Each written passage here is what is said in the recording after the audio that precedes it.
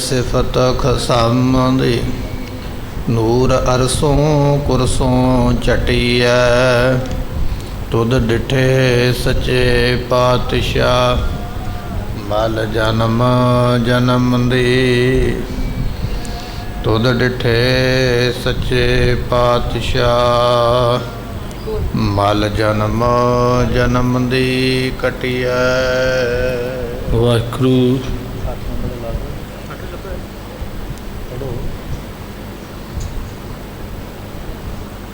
दोहरा काबल विखै मसंद एक संग्रह गुर की कार सम्मत मह सब आन कर अर्पै गुर दरबार। वाहिगुरू जी का खालसा वाहिगुरू जी की फतेह। धन धन सतगुरु श्री गुरु गोबिंद सिंह साहिब महाराज साहब जियां दा पवित्र इतिहास सरवण करन वास्ते आप संगतां गुरु दरबार विच सुशोभित होए हो। सतगुरु साहब जी आनंदपुर साहब की धरती ते बिराजे ने। कई तरह के कौतक करदियां होया जो एक सिख नूं रिछड़ी जूनी प्राप्त हुई है। रिछड़ी जूनी मिलन का कारण यह है भी संगत विच किसी सिख नूं माड़ा बचन बोलिया, वो माड़े बचन बोलन का फल ये मिलिया कि रिछड़ी जून विच पैना पै गया। सतगुरां ने अपना सिख जान के इस जन्म दे विचों मुक्ति की है। ये बचन इतिहास आपां पिछे सरवण कीते। जिवें अज आपां नूं एक नवीं साखी प्राप्त हो रही है वो आपां सरवण करांगे। आओ मन का ध्यान टकाइए, मिल के आखिए सतनाम श्री वाहिगुरु जी। काबल विखै मसंद एक संग्रह गुर की कार। गुरु नानक देव महाराज की संगत बड़े बड़े दूरों भावना वाली प्रेम वाली शरधा वाली सतगुरां दे कोल आउंदी है।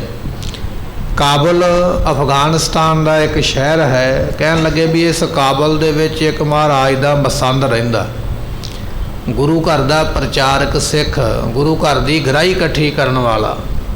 कहते भी ऐसा एक सिख जिहड़ा काबुल दे विच धन 10वें पातशाह महाराज दा रहिंदा है। सम्मत में सब आन कर अर्पै गुर दरबार। ये साल दे विच एक वारी आउंदा। अज साडे कोल गड्डियां ने साधन ने असीं झट जा सकदे, पर उन्हां समयां विच लोग पैदल जां घोड़े वगैरह ते आउंदे। इस करके बड़ी दूरों आउंदा है, रोज़ नहीं आ सकदा जां बहुती वार नहीं आ सकदा। एक साल विच एक वारी आउंदा, पर अपने सारे इलाके की संगत नूं पहलां ये दस दिंदा भाई भी मैं इस दिन नूं गुरु घर जाना है। तो जिन्नियां संगतां ने वो महाराज दा जो जो किसी ने दसवंध घरे अपने रखिया हुंदा महाराज नूं पैसा भेटा वो सारियां लिया के सिख नूं दे दिंदे भी लै भाई तू जाना है तो जाके महाराज नूं दे।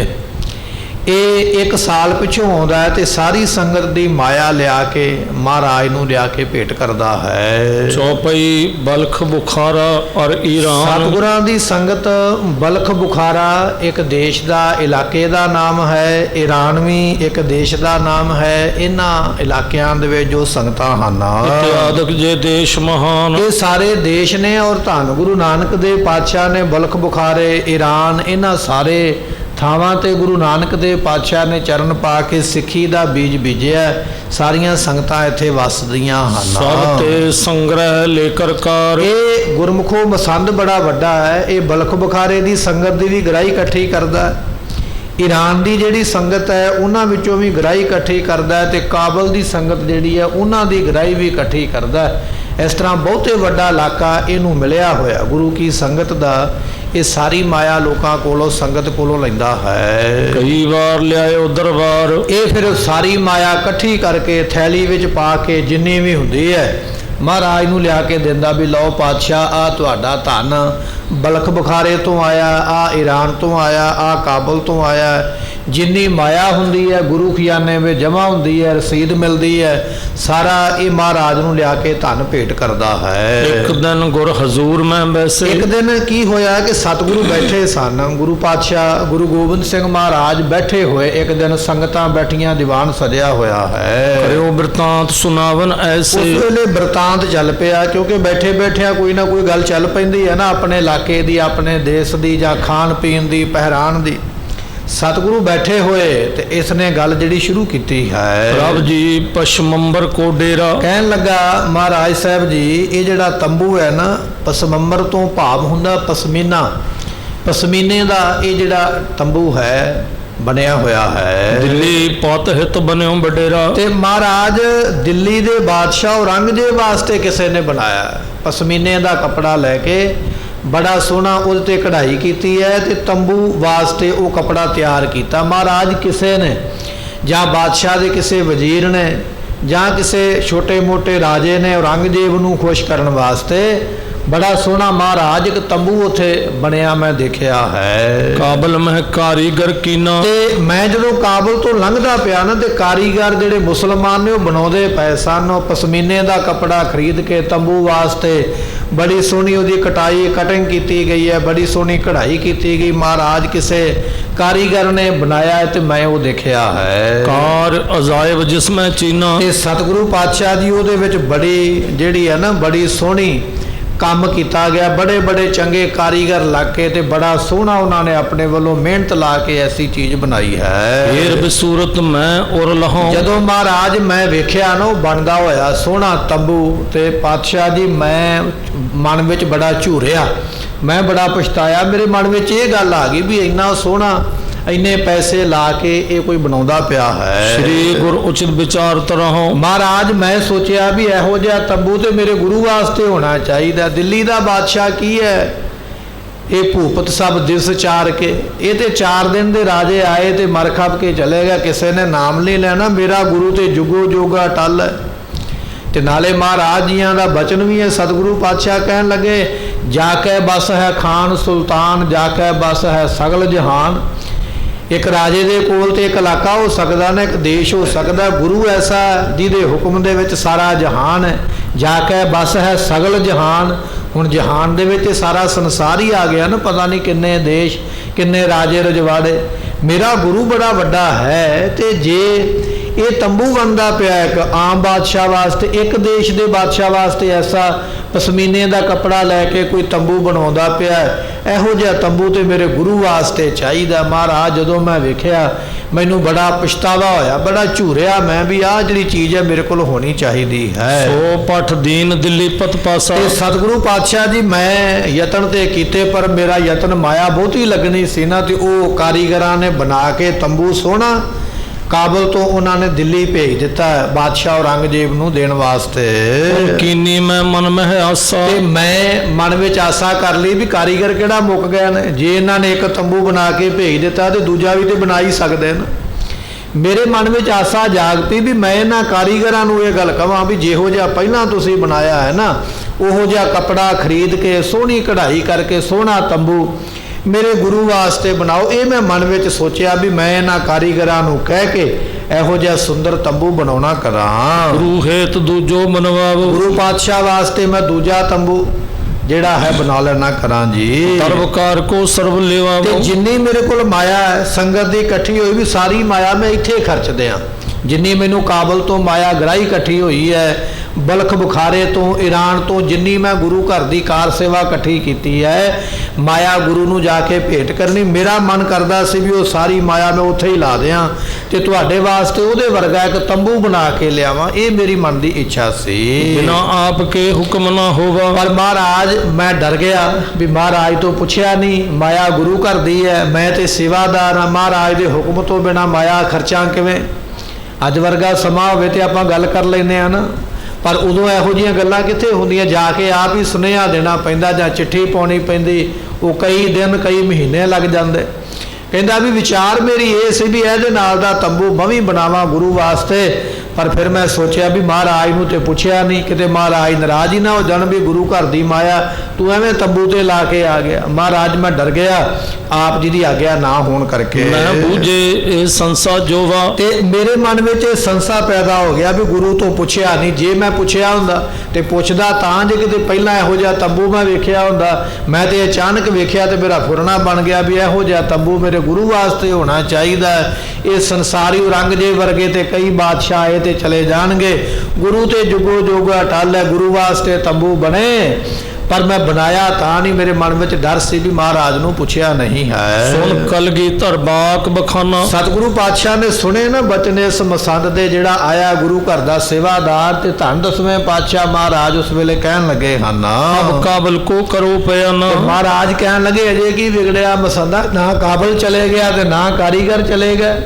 ਪਾਤਸ਼ਾਹ ਕਹਿੰਦੇ ਹੁਣੇ ਹੀ ਜਿਨ੍ਹਾਂ ਪੈਰਾਂ ਨਾਲ ਚੱਲ ਕੇ ਆਇਆ ਹੈ ਇਸੇ ਪੈਰਾਂ ਨਾਲ ਹੁਣੇ ਹੀ ਵਾਪਸ ਮੁੜ ਜਾ, ਤੇ ਉਹ ਕਾਰੀਗਰ ਵੀ ਉੱਥੇ ਬੈਠੇ ਤੇ ਕਾਬਲ ਸ਼ਹਿਰ ਵੀ ਉੱਥੇ ਹੀ ਹੈ। ਮਹਾਰਾਜ ਕਹਿੰਦੇ ਫਿਰ ਹੁਣੇ ਜਾਣਾ ਕਰ। ਜਿਸ ਬਿਦ ਕੋ ਹੋਇਸ ਬਰ ਡੇਰਾ, ਸੋ ਜਿਸ ਤਰ੍ਹਾਂ ਦਾ ਵੀ ਸੋਹਣਾ ਬਣੇ ਤੰਬੂ, ਜਿਸ ਤਰ੍ਹਾਂ ਦਾ ਤੂੰ ਦੇਖ ਕੇ ਆਇਆ, ਜੇ ਉਹਦੇ ਨਾਲੋਂ ਵੀ ਸੋਹਣਾ ਬਣਦਾ ਨਾ, ਮਹਿੰਗਾ ਬਣਦਾ, ਤੇ ਫਿਕਰ ਨਾ ਕਰੀ ਵੀ ਇੰਨੀ ਮਾਇਆ ਲੱਗ ਜਾਣੀ ਹੈ। ਗੁਰੂ ਦੇ ਸਾਹਮਣੇ ਮਾਇਆ ਦਾ ਤੋਲ ਮੋਲ ਕੋਈ ਨਹੀਂ ਹੈ, ਇਹਦੇ ਭਾਵਨਾ ਹੈ। ਤੂੰ ਕਾਬਲ ਜਾ, ਤੇ ਜਿਸ ਤਰ੍ਹਾਂ ਦਾ ਵੀ ਤੰਬੂ ਸੋਹਣਾ ਬਣਦਾ, ਮਹਿੰਗਾ ਬਣਦਾ ਹੈ। ਕਿਆ ਕਿਆ ਬਣੇ ਕਹੋ ਇੱਕ ਵੇਰਾ, ਤੇ ਉਹਦੇ ਵਿੱਚ ਕੀ ਕੀ ਬਣੇਗਾ, ਕਿਵੇਂ ਦਾ ਉਹ ਬਣਿਆ ਹੋਵੇਗਾ, ਉਹਦਾ ਰੰਗ ਕਿਹੋ ਜਿਹਾ ਹੋਵੇਗਾ, ਉਹਦੀ ਕਢਾਈ ਕਿਵੇਂ ਦੀ ਹੋਵੇਗੀ, ਉਹ ਕਿੰਨਾ ਕੁ ਸੋਹਣਾ ਲੱਗੇਗਾ, ਉਹ ਕਿੰਨਾ ਕੁ ਵੱਡਾ ਹੋਵੇਗਾ, ਕਿੰਨਾ ਕੁ ਚੌੜਾ ਹੋਵੇਗਾ, ਸਾਰੀ ਉਹਦੀ ਬਣਤਰ ਬਾਰੇ ਪਤਾ ਕਰ। ਕਾਰੀਗਰਾਂ ਨੂੰ ਜਾ ਕੇ ਮਿਲ, ਪੁੱਛ ਉਹਨਾਂ ਨੂੰ ਵੀ ਖਰਚਾ ਕਿੰਨਾ ਤੇ ਕਿੰਨੇ ਦਾ ਬਣੇਗਾ, ਸਾਰਾ ਕੁਝ ਵੇਖਣਾ ਕਰ।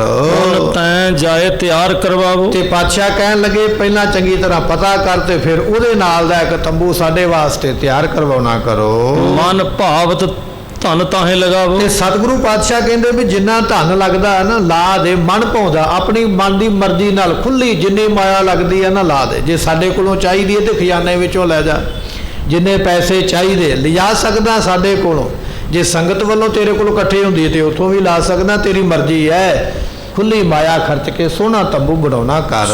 ਮਸੰਦ ਕਹੈ ਪ੍ਰਭੂ ਮੁਕੰਦਮ, ਜਦੋਂ ਮਸੰਦ ਨੇ ਸੁਣੀ ਨਾ ਇਹ ਗੱਲ ਮਹਾਰਾਜ ਦੀ ਆਗਿਆ, ਸਤਿਗੁਰੂ ਕਹਿੰਦੇ ਬਣਾ ਲਾ ਤੰਬੂ ਸੋਹਣਾ ਜਿਹਾ, ਤੇ ਉਹ ਮਸੰਦ ਫਿਰ ਹੱਥ ਜੋੜ ਕੇ ਕਹਿਣ ਲੱਗਾ ਇੱਕ ਤੰਬੂ ਵਿੱਚ ਬਣਿਓ ਬਿਲੰਦਮ। ਮਹਾਰਾਜ ਸੋ ਇਹ ਜਿਹੜਾ ਤੰਬੂ ਹੈ ਨਾ, ਇੱਕ ਤੰਬੂ ਵਿੱਚ ਬਣਿਓ ਬਿਲੰਦਨ, ਕਹਿਣ ਲੱਗੇ ਵੀ ਵੱਡੀ ਝਾਲਰ ਵਾਲਾ, ਵੱਡੀਆਂ ਲੜੀਆਂ ਵਾਲਾ ਵੱਡਾ ਤੰਬੂ ਜਿਹੜਾ ਕਹਿੰਦੇ ਬਣਿਆ ਹੋਇਆ ਹੈ। ਹਰ ਪ੍ਰਕਾਰ ਬੂਟ ਅਰ ਬੇਲਾ। ਮਹਾਰਾਜ ਮੈਂ ਉਹ ਤੰਬੂ ਜਿਹੜਾ ਬਣਾਇਆ ਔਰੰਗਜ਼ੇਬ ਦਾ ਦੂਰੋਂ ਥੋੜੀ ਵੇਖ ਕੇ ਆਇਆ, ਮੈਂ ਤੇ ਕਾਰੀਗਰਾਂ ਦੇ ਕੋਲ ਗਿਆ ਵੀ ਵਿਖਾਓ ਕਿਹੋ ਜਿਹਾ ਤੰਬੂ ਬਣਾਇਆ। ਤੇ ਮਹਾਰਾਜ ਉਹਨਾਂ ਨੇ ਮੈਨੂੰ ਚੰਗੀ ਤਰ੍ਹਾਂ ਖੋਲ ਕੇ ਵਿਖਾਇਆ।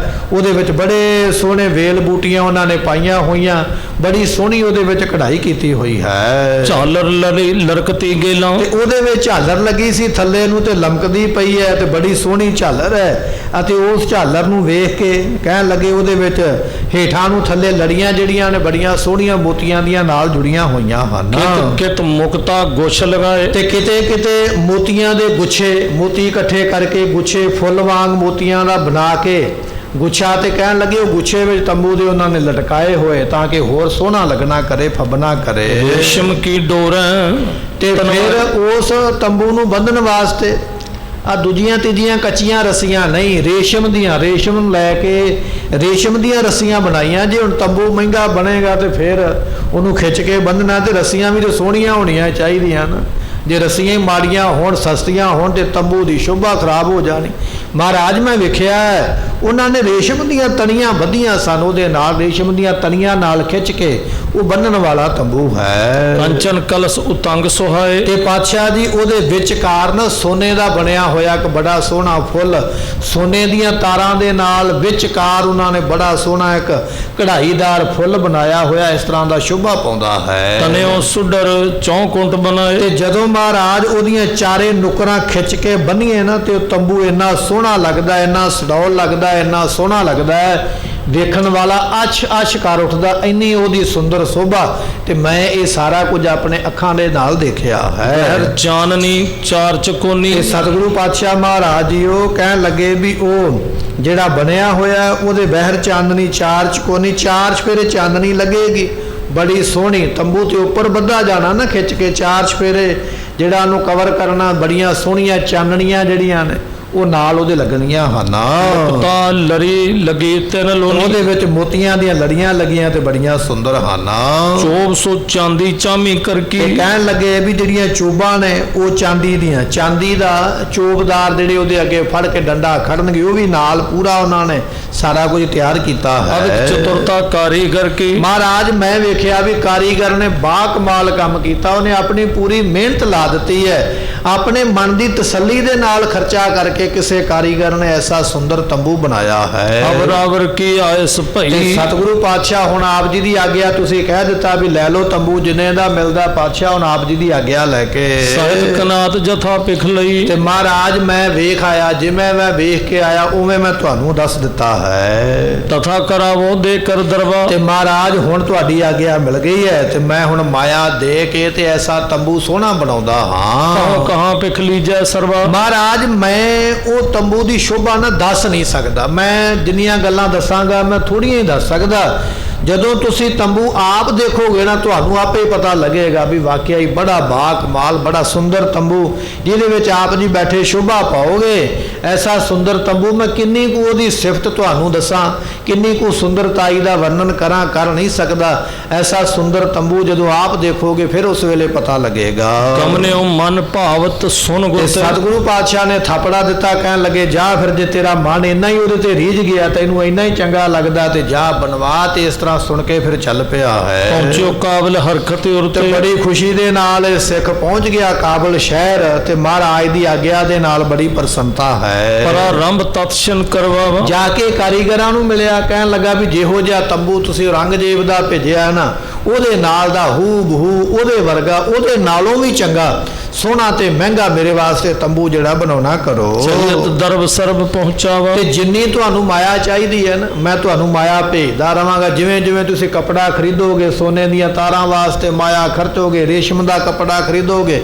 ਪਸ਼ਮੀਨੇ ਦਾ ਕੱਪੜਾ ਖਰੀਦੋਗੇ, ਜਿਵੇਂ ਜਿਵੇਂ ਤੁਹਾਡਾ ਇਹ ਕੰਮ ਚੱਲੇਗਾ ਬਣਾਉਣ ਦਾ, ਉਵੇਂ ਉਵੇਂ ਮੈਨੂੰ ਦੱਸੀ ਜਾਇਓ, ਮੈਂ ਤੁਹਾਨੂੰ ਉਸੇ ਤਰ੍ਹਾਂ ਬਣਦੀ ਮਾਇਆ ਨਾਲ ਦੀ ਨਾਲ ਉਸੇ ਤਰ੍ਹਾਂ ਦਿੰਦਾ ਰਹਾਂਗਾ। ਸਭ ਦੇਸ਼ਨ ਤੇ ਗੁਰ ਕੀ ਕਾਰ, ਕਿਉਂਕਿ ਗੁਰੂ ਦੀ ਕਾਰ ਭੇਟਾ ਇੱਕ ਥਾਂ ਤੋਂ ਥੋੜੀ ਹੈ, ਸਾਰੇ ਦੇਸ਼ ਤੋਂ ਵਿਦੇਸ਼ ਤੋਂ ਦੂਰੋਂ ਦਰਾਡਿਓਂ ਨੇੜਿਓਂ ਬੇਅੰਤ ਮਾਇਆ ਮਹਾਰਾਜ ਦੀ ਆਉਂਦੀ ਹੈ। ਲੈ ਲੈ ਦਈ ਕਰਨ ਕੋ ਤਿਆਰ, ਤੇ ਕਹਿਣ ਲੱਗੇ ਵੀ ਕਾਰੀਗਰ ਮੰਨ ਗਿਆ, ਕਹਿਣ ਲੱਗੇ ਠੀਕ ਹੈ ਅਸੀਂ ਤੇ ਕੰਮ ਕਰਨਾ, ਸਾਨੂੰ ਮਾਇਆ ਚਾਹੀਦੀ, ਅਸੀਂ ਸ਼ੁਰੂ ਕਰਦੇ ਤੇ ਤੂੰ ਸਾਨੂੰ ਮਾਇਆ ਦੇਈ ਚੱਲਦਾ, ਅਸੀਂ ਤੈਨੂੰ ਦੱਸਾਂਗੇ ਵੀ ਇੰਨੇ ਪੈਸੇ ਹੁਣ ਚਾਹੀਦੇ, ਇੰਨੇ ਹੁਣ ਚਾਹੀਦੇ। ਕਾਰੀਗਰਾਂ ਨੇ ਸ਼ੁਰੂ ਕੀਤਾ, ਜਿੰਨੀ ਜਿੰਨੀ ਮਾਇਆ ਚਾਹੀਦੀ ਹੈ ਇਹਨੂੰ ਸੁਨੇਹਾ ਦੇ ਦਿੰਦੇ, ਉਨੀ ਮਾਇਆ ਇਕੱਠੀ ਕਰਕੇ ਉਹਨਾਂ ਕਾਰੀਗਰਾਂ ਨੂੰ ਦੇ ਛੱਡਦਾ ਹੈ। ਬਾਰ ਬਾਰ ਕਹਿ ਕਰੀ ਤਗੀਦ, ਤੇ ਵਾਰ-ਵਾਰ ਉਹਨਾਂ ਨੂੰ ਤਗੀਦ ਕਰਦਾ, ਪਕਿਆਈ ਕਰਦਾ, ਕਹਿਣ ਲੱਗਾ ਵੀ ਇੱਕ ਗੱਲ ਚੰਗੀ ਤਰ੍ਹਾਂ ਸੁਣ ਲਓ ਵੀ ਇਹ ਨਾ ਕੱਲ ਨੂੰ ਆਖਿਓ ਵੀ ਇਹਦੇ ਵਿੱਚ ਆਹ ਘਾਟ ਰਹਿ ਗਈ ਹੈ, ਜਾਂ ਆਪਾਂ ਆਹ ਕੰਮ ਕਰਦੇ ਤੇ ਫਿਰ ਇਹਨੇ ਆ ਬੜਾ ਸੋਹਣਾ ਬਣ ਜਾਣਾ ਸੀ। ਇਹ ਗੱਲ ਮੈਂ ਨਹੀਂ ਸੁਣਨੀ, ਮੇਰੇ ਵੱਲੋਂ ਮਾਇਆ ਜਿੱਥੇ ਰੁਪਈਆ ਲੱਗਦਾ ਉੱਥੇ 2 ਲੱਗ ਜਾਵੇ, ਪਰ ਪੱਕੀ ਗੱਲ ਇਹ ਹੈ ਵੀ ਤੁਸੀਂ ਆਪਣੀ ਤਸੱਲੀ ਕਰਾਉਣੀ ਹੈ ਵੀ ਸੋਹਣਾ ਐਸਾ ਤੰਬੂ ਬਣਾਉਣਾ ਹੈ। ਜਿਮ ਤੁਰਕੇਸ਼ਰ ਨਿਕਟ ਰਸੀਦ, ਤੇ ਜਿਵੇਂ ਤੁਸੀਂ ਬਾਦਸ਼ਾਹ ਔਰੰਗਜ਼ੇਬ ਦੇ ਕੋਲ ਪਹੁੰਚਾਇਆ ਹੈ ਨਾ ਬਣਾ ਕੇ ਤੰਬੂ ਸੋਹਣਾ, ਉਹਦੇ ਨਾਲੋਂ ਸੋਹਣਾ ਤੰਬੂ ਤੇ ਮਹਿੰਗਾ ਤੰਬੂ ਮੇਰੇ ਗੁਰੂ ਵਾਸਤੇ ਬਣਨਾ ਚਾਹੀਦਾ ਤਿਸ ਤੇ ਹੈ। ਅਛੋ ਦੇਹੋ ਬਣਾਏ, ਉਹਦੇ ਨਾਲੋਂ ਸੋਹਣਾ ਤੰਬੂ ਜਿਹੜਾ ਗੁਰੂ ਵਾਸਤੇ ਬਣਾਉਣਾ ਕਰੋ। ਘਰ ਧਨ ਕੀ ਟੋਟ ਨਾ ਖਾਏ, ਗੁਰੂ ਘਰ ਦੇ ਵਿੱਚ ਮਾਇਆ ਦੀ ਕੋਈ ਕਮੀ ਨਹੀਂ, ਧਨ ਦੀ ਕੋਈ ਕਮੀ ਨਹੀਂ ਹੈ। ਮਾਇਆ ਤੇ ਦੌੜੀ ਆਉਂਦੀ ਗੁਰੂ ਚਰਨਾਂ ਵਿੱਚ ਸੇਵਾ ਕਰਨ ਵਾਸਤੇ। ਕਈ ਵਾਰੀ ਸਾਡੇ ਮਨ ਛੋਟੇ ਹੋ ਜਾਂਦੇ, ਸਾਡੇ ਖਿਆਲ ਛੋਟੇ ਹੋ ਜਾਂਦੇ, ਪਰ ਕਦੇ ਗੁਰੂ ਘਰ ਦੇ ਵਿੱਚ ਧਨ ਪਦਾਰਥਾਂ ਦੀ ਕੋਈ ਕਮੀ ਨਹੀਂ ਆਉਂਦੀ। ਐਸੀ ਮਹਾਰਾਜ ਕਿਰਪਾ ਕਰਦੇ ਹਨ। ਬਨਵਾਵਤ ਭਾ ਬਹੁਕਾ, ਕਹਿੰਦੇ ਵੀ ਇਸ ਤਰ੍ਹਾਂ ਕਹਿ ਕੇ ਨਾ ਕਾਰੀਗਰ ਕਹਿਣ ਲੱਗੇ ਵੀ ਅਸੀਂ ਤੈਨੂੰ ਕਿਸੇ ਬੰਨਿਓਂ ਲਾਂਭਾ ਨਹੀਂ ਆਉਣ ਦਿਆਂਗੇ, ਤੇਰਾ ਵੀ ਮਨ ਖੁਸ਼ ਕਰਾਂਗੇ, ਤੁਹਾਡੇ ਗੁਰੂ ਦਾ ਮਨ ਵੀ ਖੁਸ਼ ਹੋਵੇਗਾ, ਐਸੀ ਅਸੀਂ ਮਿਹਨਤ ਕਰਾਂਗੇ। ਕਾਰੀਗਰ ਲੱਗ ਪਏ ਆਪਣੇ ਮਨ ਦੇ ਨਾਲ, ਬੜੀ ਮਿਹਨਤ ਨਾਲ ਉਹਨਾਂ ਨੇ ਸੁੰਦਰ ਉਹ ਤੰਬੂ ਬਣਾਉਣਾ ਸ਼ੁਰੂ ਕੀਤਾ ਹੈ। ਅਤ ਸੁੰਦਰ ਸਭ ਕਰਿਓ ਵਿਸਾਲ, ਤੇ ਜਿੰਨੀ ਉਹਨਾਂ ਵਿੱਚ ਰੱਬ ਨੇ ਮੱਤ ਦਿੱਤੀ ਸੀ ਨਾ, ਗਿਆਨ ਧਿਆਨ ਉਹਨਾਂ ਨੂੰ ਦਿੱਤਾ, ਜਿੰਨੀ ਉਹਨਾਂ ਨੂੰ ਉਹ ਹੁਨਰ ਦਿੱਤਾ, ਉਹਨਾਂ ਨੇ ਪੂਰਾ ਆਪਣਾ ਹੁਨਰ ਲਾ ਕੇ, ਮੱਤ ਲਾ ਕੇ, ਸਿਆਣਪ ਲਾ ਕੇ ਜਿੰਨਾ ਉਹ ਵੱਧ ਤੋਂ ਵੱਧ ਸੋਹਣਾ ਬਣਾ ਸਕਦੇ ਸਨ, ਕਾਰੀਗਰਾਂ ਨੇ ਆਪਣੇ ਮਨ ਦੀ ਖੁਸ਼ੀ ਉਹਦੇ ਉੱਪਰ ਲਾ ਦਿੱਤੀ ਹੈ। ਆਸ਼ੀ ਰੀਤ ਸਕਲ ਬਣਵਾਇਓ, ਤੇ ਬੜਾ ਸੋਹਣਾ ਬਣਾ ਕੇ ਤਿਆਰ ਕੀਤਾ ਉਸ ਵੇਲੇ ਐਸਾ ਸੁੰਦਰ ਜੋ ਤੰਬੂ ਹੈ। ਚਹੀਤ ਜੇਤਕ ਦਰਬ ਲਗਾਇਓ, ਜਿੰਨੀ ਮਾਇਆ ਚਾਹੀਦੀ ਸੀ ਉਹ ਮੰਗਦੇ ਗਏ ਤੇ ਗੁਰੂ ਕਾ ਸਿੱਖ ਇਕੱਠੀ ਕਰਕੇ ਇਲਾਕੇ ਵਿੱਚ ਉਹਨਾਂ ਨੂੰ ਮਾਇਆ ਉਸੇ ਤਰ੍ਹਾਂ ਦਈ ਜਾਂਦਾ ਹੈ। 1.25 ਲੱਖ ਇੱਕ ਸੰਮਤ ਕੇਰਾ, ਕਹਿਣ ਲੱਗੇ ਵੀ 1 ਸਾਲ ਦਾ ਜਿਹੜਾ ਧਨ ਹੈ ਨਾ 1.25 ਲੱਖ ਰੁਪਈਆ ਉਸ ਸਮੇਂ ਦੇ ਵਿੱਚ ਇਹ ਗੁਰੂ ਘਰ ਦੀ ਗ੍ਰਾਹੀ ਜਿਹੜੀ ਹੈ ਨਾ ਇਹਨਾਂ ਇਲਾਕਿਆਂ ਵਿੱਚੋਂ ਹੁੰਦੀ ਸੀ, ਜਿਵੇਂ ਬਲਖ, ਬੁਖਾਰਾ, ਈਰਾਨ ਜਾਂ ਕਾਬਲ ਹੈ। ਇਹਦੇ ਵਿੱਚ ਬੇਅੰਤ ਸੰਗਤਾਂ ਗੁਰੂ ਘਰ ਦੀਆਂ ਰਹਿੰਦੀਆਂ ਔਰ ਕਾਬਲ ਵਰਗੇ ਜਿਹੜੇ ਸ਼ਹਿਰ ਸਨ ਨਾ ਇਹ ਵਪਾਰੀਆਂ ਦੇ ਮੁੱਖ ਅੱਡੇ ਸਨ। ਵੱਡੇ ਵੱਡੇ ਵਪਾਰੀ ਇੱਥੋਂ ਵਪਾਰ ਵਾਸਤੇ ਨਿਕਲਦੇ ਸਨ ਤੇ ਉਹ ਵਪਾਰੀ ਬੜੇ ਮਾਇਆਧਾਰੀ ਤੇ ਬੜੀ ਮੋਟੀ ਮਾਇਆ ਗੁਰੂ ਘਰ ਨੂੰ ਭੇਟ ਕਰਦੇ ਸਨ। ਬੇਅੰਤ ਵਸਤੂਆਂ ਜਿਹੜੀਆਂ ਨੇ ਉਹ ਕਾਬਲ ਤੋਂ ਸੰਗਤਾਂ ਮਹਾਰਾਜ ਨੂੰ ਸਮੇਂ-ਸਮੇਂ ਸਿਰ ਭੇਜਦੀਆਂ ਰਹੀਆਂ। ਜਿਵੇਂ ਆਪਾਂ ਪਿੱਛੇ ਇਤਿਹਾਸ ਵਿੱਚ ਬਚਨ ਸਰਵਣ ਕੀਤਾ ਹੈ, ਧੰਨ ਗੁਰੂ ਹਰਗੋਬਿੰਦ ਪਾਤਸ਼ਾਹ ਵਾਸਤੇ ਘੋੜੇ ਜਿਹੜੇ ਸਨ ਉਹ ਵੀ ਕਾਬਲ ਤੋਂ ਹੀ ਕਿਸੇ ਨੇ ਭੇਜੇ। ਉਸ ਸਮੇਂ ਉਹਨਾਂ ਘੋੜਿਆਂ ਦੀ ਕੀਮਤ 1.25 ਲੱਖ ਰੁਪਈਆ ਵਿਦਵਾਨਾਂ ਨੇ ਦੱਸੀ ਹੈ। ਕਿਸੇ ਨੇ ਮਹਾਰਾਜ ਵਾਸਤੇ ਸੋਹਣੇ ਦੁਸ਼ਾਲੇ ਜਿਹੜੇ ਸਨ ਉਹ ਲੈ ਕੇ ਭੇਜੇ। ਇਹ ਜਿਹੜੇ ਵੱਡੇ ਵੱਡੇ ਵਪਾਰੀ ਸਨ ਉਸ ਵੇਲੇ ਦੇ ਬਿਜ਼ਨਸ ਕਰਨ ਵਾਲੇ, ਇਹ ਸਾਰੇ ਕਾਬਲ ਵਰਗੇ ਵੱਡੇ ਸ਼ਹਿਰਾਂ ਦੇ ਰਹਿਣ ਵਾਲੇ ਤੇ ਇੱਥੇ ਹੀ ਇਹ ਸਾਰਾ ਕੰਮ ਕਰਨ ਵਾਲੇ ਸਨ। ਇਸ ਕਰਕੇ ਬੇਅੰਤ ਸੰਗਤਾਂ ਇਹਨਾਂ ਇਲਾਕਿਆਂ ਵਿੱਚ ਮਹਾਰਾਜ ਦੀਆਂ ਅਮੀਰ ਰਹਿੰਦੀਆਂ ਅਤੇ ਬਹੁਤਾ ਦਸਵੰਧ ਗੁਰੂ ਨੂੰ ਭੇਟ ਕਰਦੀਆਂ। ਇਸ ਕਰਕੇ ਇਥੋਂ ਦੀ ਜਿਹੜੀ ਕਾਰ ਭੇਟਾ ਨਾ 1.25 ਲੱਖ ਰੁਪਈਆ ਗੁਰੂ ਘਰ ਦਾ ਦਸਵੰਧ ਜਿਹੜਾ ਸੰਗਤਾਂ ਵੱਲੋਂ ਇਕੱਠਾ ਹੁੰਦਾ ਹੈ। ਲੇਤ ਬਟੋਰਨ ਧਨ ਕਰ ਫੇਰਾ, ਤੇ ਉਹ ਇਹ ਸਾਰਾ ਧਨ ਇਕੱਠਾ ਕਰਦਾ। ਮਹਾਰਾਜ ਤੋਂ ਆਗਿਆ ਮਿਲ ਗਈ ਵੀ ਜਿੰਨੀ ਮਾਇਆ ਲੱਗਦੀ ਹੈ ਲਾ ਦੇ, ਸਾਡੇ ਵੱਲੋਂ ਤੈਨੂੰ ਆਗਿਆ ਹੈ। ਇਹ ਫਿਰ ਫਿਰਦਾ ਸੰਗਤ ਨੂੰ ਜਾ ਕੇ ਦੱਸਦਾ, ਭਾਈ ਮਹਾਰਾਜ ਵਾਸਤੇ ਤੰਬੂ ਬਣਦਾ ਪਿਆ, ਜੇ ਕਿਸੇ ਨੇ ਮਾਇਆ ਆਪਣੀ ਦਸਵੰਧ ਪਾਉਣਾ ਤੇ ਪਾਓ। ਇਸ ਤਰ੍ਹਾਂ ਕਹਿ ਕੇ ਮਾਇਆ ਇਕੱਠੀ ਕਰਦਾ ਹੈ। ਦਵੈ ਸੰਮਤ ਕੀ ਜੋ ਗੁਰਕਾਰ, ਤੇ ਕਹਿਣ ਲੱਗੇ ਵੀ 2 ਸਾਲ ਲੱਗ ਗਏ ਉਹਨਾਂ ਕਾਰੀਗਰਾਂ ਨੂੰ ਤੰਬੂ ਬਣਾਉਂਦਿਆਂ। ਐਸਾ ਉਹ ਬਰੀਕੀ ਦਾ ਕੰਮ, ਕਢਾਈ ਦਾ ਕੰਮ, ਇਹ ਕਾਰੀਗਰਤਾ ਜਿਹੜੀ ਹੈ ਨਾ ਕਾਰੀਗਰੀ ਦਾ ਕੰਮ, ਇਹ ਕਢਾਈਆਂ ਸੁੰਦਰ ਕਰਨੀਆਂ, ਭਾਵੇਂ ਮਕਾਨ ਦੇ ਅੰਦਰ ਸੋਹਣੀ ਕਢਾਈ ਕਰਨੀ, ਭਾਵੇਂ ਕੱਪੜੇ ਤੇ ਕਰਨੀ, ਇਹ ਜਿਆਦੀ ਵਿਦਿਆ ਜਿਹੜੀ ਹੈ ਨਾ ਵਿਦਿਆ ਦੇ ਵਿੱਚ ਮਾਹਰ ਮੁਸਲਮਾਨ ਲੋਕ ਨੇ, ਉਹ ਇਸ ਕੰਮ ਨੂੰ ਚੰਗੀ ਤਰ੍ਹਾਂ ਬਖੂਬੀ ਸਿੱਖਦੇ ਨੇ। ਸਾਡੇ ਵਰਗਿਆਂ ਨੂੰ ਤੇ ਸਾਡੇ ਨਾਲ ਦਿਆਂ ਨੂੰ ਤੇ ਮਾੜਾ ਜਿਹਾ ਕੱਪੜਾ ਕੱਟਣਾ ਹੀ ਆ ਜਾਂਦਾ ਕੈਂਚੀ ਦੇ ਨਾਲ ਤੇ ਆਪਾਂ ਆਖਦੇ ਮੈਂ ਤੇ ਹੁਣ ਆਪਣਾ ਕੰਮ ਖੋਲਾਂਗਾ। ਕੰਮ ਸਿੱਖਣ ਦੀ ਲੋੜ ਨਹੀਂ ਹੈ, ਜਿਹੋ ਜਿਹਾ ਆਇਆ ਵਿੰਗਾ ਟੇਢਾ ਕਰ ਦਿੱਤਾ। ਪਰ ਉਹ ਇਸ ਤਰ੍ਹਾਂ ਨਹੀਂ ਕਰਦੇ, ਜਿੰਨਾ ਚਿਰ ਪੂਰਾ ਮੁਕੰਮਲ ਸਿੱਖ ਨਹੀਂ ਲੈਂਦੇ ਉਹਨਾਂ ਚਿਰ ਛੱਡਦੇ ਨੇ। ਕਹਿਣ ਲੱਗੇ ਵੀ ਇਹ ਬੜੇ ਸੋਹਣੇ ਕਾਰੀਗਰ ਨੇ, 2 ਸਾਲ ਇਹਨਾਂ ਨੂੰ ਲੱਗ ਗਏ। ਟਾਈਮ ਤੇ ਬੜਾ ਲੱਗ ਗਿਆ ਤੰਬੂ ਬਣਾਉਂਦਿਆਂ, ਪਰ ਬੜੀ ਰੀਝ ਦੇ ਨਾਲ ਇਹਨਾਂ ਨੇ ਬਣਾਇਆ ਹੈ। 2.5 ਲੱਖ ਵਿਚਾਰ, ਤੇ ਕਹਿਣ ਲੱਗੇ ਵੀ 2.5 ਲੱਖ ਰੁਪਈਆ ਇੰਨੇ ਚਿਰ ਦੇ ਵਿੱਚ ਇਹ ਮਸੰਦ ਨੇ ਇਕੱਠਾ ਕੀਤਾ। 1.25 ਲੱਖ ਗੁਰੂ ਘਰ ਦੀ ਜਿਹੜੀ ਗ੍ਰਾਹੀ ਹੈ ਇਹ 1 ਸਾਲ ਦੀ ਆਉਂਦੀ ਹੈ ਤੇ 2 ਸਾਲ ਲੱਗ ਗਿਆ ਤੰਬੂ ਬਣਦਿਆਂ। 1.25 ਲੱਖ 2 ਵਾਰੀ ਇਹਨੇ ਇਕੱਠਾ ਕੀਤਾ ਤੇ 2.5 ਲੱਖ ਰੁਪਈਆ ਜਿਹੜਾ ਉਸ ਵੇਲੇ ਇਕੱਠਾ ਹੋਇਆ ਹੈ। ਸੋ ਸਭ ਡੇਰੇ ਪਰ ਲਗਵਾਏ, ਇਹਨੇ ਸਾਰੇ ਦਾ ਸਾਰਾ ਪੈਸਾ ਨਾ ਮਹਾਰਾਜ ਨੇ ਆਖਿਆ ਸੀ ਵੀ ਤੈਨੂੰ ਮਨ ਦੀ ਆਪਣੀ ਰੀਝ ਪੂਰੀ ਕਰ, ਜਿੰਨੇ ਲੱਗਦੇ ਮਾਇਆ ਲਾ ਦੇ। ਤੇ 2.5 ਲੱਖ ਰੁਪਈਆ ਉਹਨਾਂ ਸਮਿਆਂ ਦੇ ਵਿੱਚ ਇਹਨੇ ਸਾਰੇ ਦਾ ਸਾਰਾ ਤੰਬੂ ਦੇ ਉੱਪਰ ਖਰਚ ਦਿੱਤਾ ਹੈ। ਉਹ ਚਾਤੁਰਤਾ ਸਹਿਤ ਬਣਾਏ, ਬੜੀ ਚਾਤਰਤਾਈ ਸਿਆਣਪ ਦੇ ਨਾਲ, ਆਪ ਵੀ ਬੜੀ ਸਿਆਣਪ ਵਰਤੀ ਔਰ ਕਾਰੀਗਰਾਂ ਨੇ ਵੀ ਬੜੀ ਸਿਆਣਪ ਦੇ ਨਾਲ ਉਹ ਸੋਹਣਾ ਤੰਬੂ ਬਣਾਇਆ ਹੈ। ਉਚਬਾਏ ਅਨੰਦਪੁਰ ਆਨਾ, ਤੇ ਕਹਿਣ ਲੱਗੇ ਜਦੋਂ ਹੋ ਗਿਆ ਨਾ ਤਿਆਰ ਤੇ ਫਿਰ ਇਹਨੇ ਆਪਣੇ ਬੰਦੇ ਇਕੱਠੇ ਕੀਤੇ, ਕਾਬਲ ਦੀਆਂ ਸੰਗਤਾਂ ਇਕੱਠੀਆਂ ਕੀਤੀਆਂ। ਚਲੋ ਭਾਈ ਮਹਾਰਾਜ ਦੇ ਦਰਸ਼ਨ ਕਰੀਏ, ਨਾਲੇ ਆ ਮਹਾਰਾਜ ਨੂੰ ਤੰਬੂ ਭੇਟ ਕਰਕੇ ਆਈਏ। ਸੰਗਤਾਂ ਨੇ ਆਪਣੇ ਸਿਰ ਤੇ ਚੁੱਕਿਆ ਤੰਬੂ, ਵਾਰੀ-ਵਾਰੀ ਨਾਮ ਜਪਦੀਆਂ ਸੇਵਾ ਕਰਦੀਆਂ ਸੰਗਤਾਂ ਚੱਲ ਪਈਆਂ ਹਨ। ਬਹੁ ਨਰ ਸੰਗ ਸੰਭਾਰਨ ਠਾਨਾ, ਬਹੁਤ ਜ਼ਿਆਦੇ ਲੋਕ ਨਾਲ ਲੈ ਲੈ, ਕਿਉਂਕਿ ਇੰਨੀ ਮਹਿੰਗੀ ਚੀਜ਼ ਕੋਈ ਰਾਹ ਵਿੱਚ ਲੁੱਟ ਵੀ ਸਕਦਾ। ਜ਼ਿਆਦੇ ਬੰਦੇ ਸੰਗਤ ਜ਼ਿਆਦਾ ਹੋਵੇਗੀ ਤੇ ਉਹਦਾ ਖਿਆਲ ਰੱਖਣਾ ਸੌਖਾ ਹੋਵੇਗਾ। ਇਸ ਕਰਕੇ ਬਹੁਤੀ ਸੰਗਤ ਨੂੰ ਨਾਲ ਲੈ ਕੇ ਚੱਲਿਆ ਹੈ। ਮਿਲਿਓ ਆਨ ਸਤਿਗੁਰ ਪੱਗ ਪਰੇ, ਚਲਦਿਆਂ ਚਲਦਿਆਂ ਇਹ ਸਿੱਖ ਪਹੁੰਚ ਗਿਆ ਅਨੰਦਪੁਰ ਸਾਹਿਬ ਦੀ ਧਰਤੀ ਤੇ ਮਹਾਰਾਜ ਦੇ ਚਰਨਾਂ ਤੇ ਆ ਕੇ ਮੱਥਾ ਟੇਕਿਆ ਹੈ। ਡੇਰਾ ਤਿਆਰ ਨਿਵੇਦਨ ਕਰਿਓ, ਤੇ ਸਤਿਗੁਰੂ ਜੀ ਨੂੰ ਬੇਨਤੀ ਕੀਤੀ, ਕਹਿਣ ਲੱਗਾ ਮਹਾਰਾਜ ਵੀ ਜਿਹੜੇ ਤੰਬੂ ਦੀ ਮੈਂ 2 ਸਾਲ ਪਹਿਲਾਂ ਗੱਲ ਕਰਕੇ ਗਿਆ ਨਾ, ਆਹ ਦੇਖੋ ਮੈਂ ਸੋਹਣਾ ਤੰਬੂ ਬਣਵਾ ਕੇ ਲੈ ਕੇ ਆਂਦਾ ਹੈ। ਹੁਣ ਪ੍ਰਭ ਸ਼੍ਰੀ ਮੁਖ ਹੁਕਮ ਬਖਾਨਾ, ਸਤਿਗੁਰੂ ਪਾਤਸ਼ਾਹ ਨੇ ਸੁਣਿਆ ਨਾ ਮਸੰਦ ਦਾ ਬਚਨ ਤੇ ਪਾਤਸ਼ਾਹ ਉਸ ਵੇਲੇ ਕਹਿਣ ਲੱਗੇ ਹਨ, ਤੈਂ ਲਗਾਏ ਸੁਡੋਰਨ ਤਾਨਾ। ਮਹਾਰਾਜ ਕਹਿੰਦੇ ਭਾਈ ਇਸ ਤਰ੍ਹਾਂ ਨਹੀਂ, ਇਹਨੂੰ ਲਾਓ ਨਾ, ਲਾ ਕੇ ਚੰਗੀ ਤਰ੍ਹਾਂ ਤਣ ਕੇ ਖਿੱਚੋ, ਇਹਦੀਆਂ ਡੋਰਾਂ ਰੱਸੀਆਂ ਖਿੱਚ ਕੇ ਤੇ ਬੰਨੋ, ਇਸ ਨੂੰ ਲਾਓ। ਲੱਗਾ ਹੋਇਆ ਹੀ ਪਤਾ ਲੱਗੇਗਾ ਨਾ ਵੀ ਕਿੰਨਾ ਸੋਹਣਾ। ਹੁਣ ਤੁਸੀਂ ਬੰਨ ਕੇ ਲੈ ਆਂਦਾ, ਇਸ ਤਰ੍ਹਾਂ ਤੇ ਸੁੰਦਰਤਾ ਹੀ ਪਤਾ ਨਹੀਂ ਲੱਗਦੀ ਹੈ। ਮਹਾਰਾਜ ਨੇ ਆਖਿਆ ਤੇ ਉਸ ਵੇਲੇ ਤੰਬੂ ਨੂੰ ਖਿੱਚ ਕੇ ਫਿਰ ਬੰਨ ਕੇ ਲਾਇਆ ਹੈ। ਅਬ ਹੀਰਾਂਗੇ ਜਿਮ ਇਹ ਭਇਓ। ਤੇ ਸਤਿਗੁਰੂ ਪਾਤਸ਼ਾਹ ਕਹਿੰਦੇ ਪਹਿਲਾਂ ਲਾਓ ਇਹਨੂੰ, ਤੇ ਜਦੋਂ ਲੱਗ ਜਾਏਗਾ ਫਿਰ ਦੱਸਿਓ, ਫਿਰ ਅਸੀਂ ਆ ਕੇ ਦੇਖਾਂਗੇ।